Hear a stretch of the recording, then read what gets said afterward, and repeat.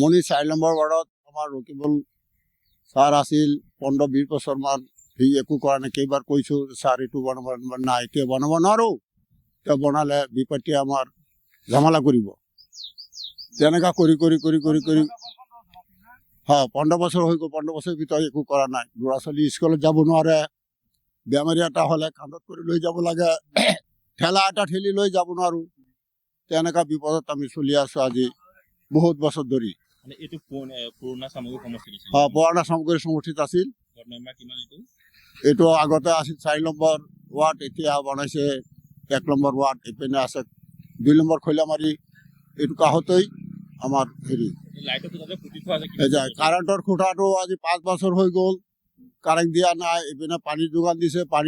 পানীও পোৱা নাই ৰাস্তাৰ কাষত মানুহে পানী নদীৰ পৰা পানী লেতেৰা পানী নি পেলাই খাই আছে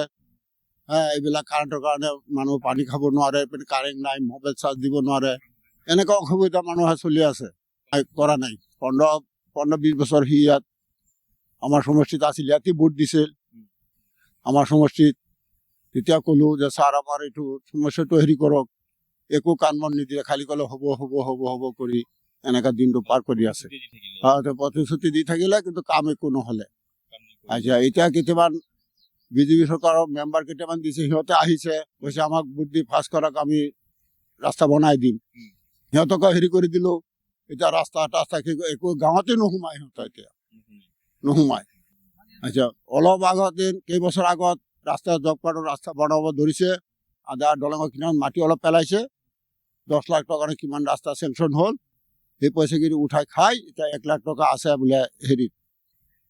ক'ত পইচা বোলে 1 লাখ টকা আছে সবকেইটা পইচা মানিকে উঠাই খাই বহি আছে এতিয়া নতুন চৰকাৰৰ আমি এইটো আহ্বান জনাইছোঁ যে